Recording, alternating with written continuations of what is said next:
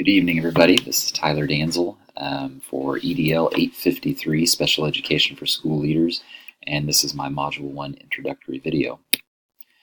A little bit about me. I'm a 7th grade computer and yearbook instructor at Derby Middle School in Derby, Kansas. It's my 3rd year at the school. I also coach the 7th grade boys basketball team. I'm part of their building leadership team. This is my 15th year in education. I have a bachelor's degree from Kansas State University in business education. I have a master's degree from Wichita State University in sport management. And I've been married to my wife Sarah for nearly 15 years. We have a son, Will, who's 5, and a daughter, Nora, who is almost 2. So Derby Middle School, for the most part, does a pretty good job of catering to our special needs students. We have several SPED teachers.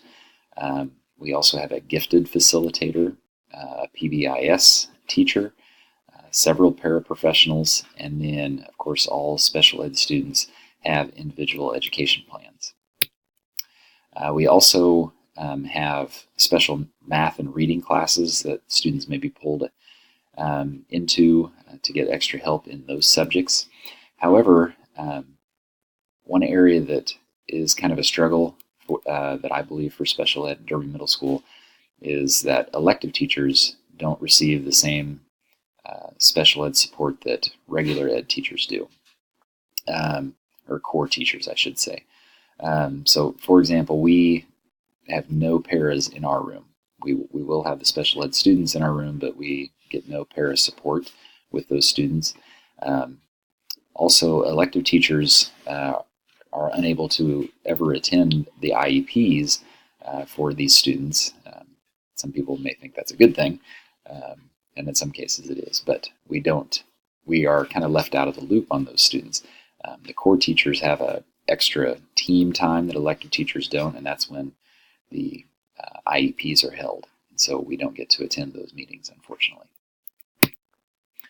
So my self-critique on how I use content-based learning materials. Again, it's a little bit more difficult in my classroom because there's no para support, but we are provided with a copy of the IEP, and I do my best to follow the accommodations. So how I would improve special education at Derby Middle School: number one, provide more para support. The students that I have in my classes, they do struggle a little bit without that extra help, and it's unfortunate, but having a para in there to hold them a little more accountable would certainly help. I would also figure out a way to allow elective teachers to attend those IEPs.